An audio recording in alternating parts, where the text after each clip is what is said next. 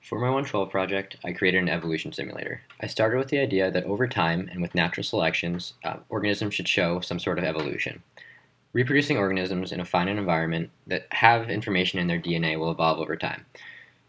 The problem I faced with this was that I had to create a genetic algorithm that could show this evolution. So I started with just a simple idea that these organisms only have genes that code for their color. So they have these 4 genes. As you can see here, they're binary, so they can either be 0 or 1. And depending on their order, they code for different colors. So as you can see, this one here is lighter, and if it was 0, 0, 0, it would be, if it was 4 zeros, it would be white. So here these 2 ones are reproducing to create this organism down here. And as you can see, it takes randomly the genes from the 2 parent organisms. So it takes 0, since they're both 0, it has to be 0. It takes the 1 from this one, it takes a 0 from this one, and the 1 from this one too. So each organism that's reproduced in my simulator has a 25% chance of mutation, and if it does get a mutation, this means that either randomly one of these genes will change from either a 0 to a 1 or a 1 to 0. So this organism here didn't have a mutation.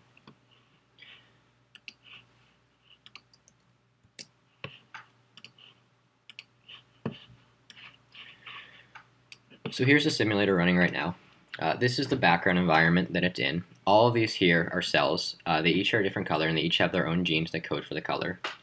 Most of the organisms initially start at the same color. There's a 25% chance of mutation in the genes, so some of them will be different.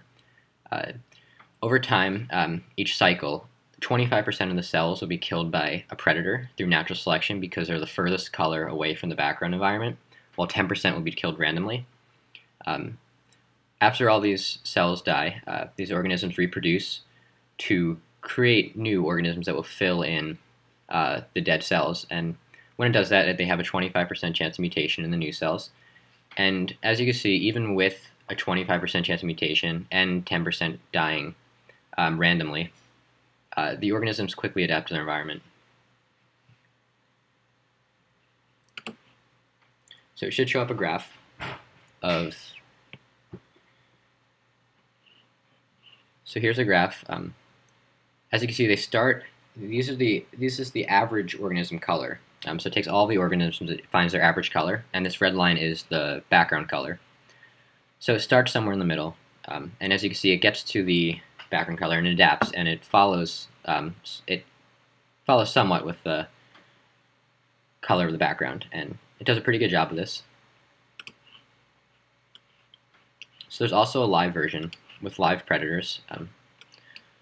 Unfortunately, I can't run it while I'm sharing my screen because it just takes too long and it lags, but I will show you some pictures of it. So here's what it initially looks like. So these red dots are the predators, and they move around and they try to kill the cells, and as they kill more cells, they're able to see colors that are closer to the background environment, and they get bigger and they get faster. So these predators, they can interact with each other too. So a larger predator can give a smaller predator some of its speed and also some of its mass, so they equal out, and the predators kind of help each other out. So if a larger predator is significantly larger than a smaller one, it will kill the smaller one, and it will gain size itself. Additionally, in this live version, you can click on a predator, and it will follow the predator with a green circle around it, and you can see its stats. So this means that it's the 70th predator out of 71. It has a vision of 7, which means that it can see a good amount of cells based on the background environment, while another one, if it only had a vision of 3, could only see ones that are very far away from the background color. You can also select on an organism, and you see that so far in this one there's a total of 183 organisms. This is the 133rd. This has a visibility of 2 out of 10, which means that it's close to the background color. 1 would be the background color, while 10 would be the furthest away from the background color. And this one I graphed. Let's see if I can find that graph.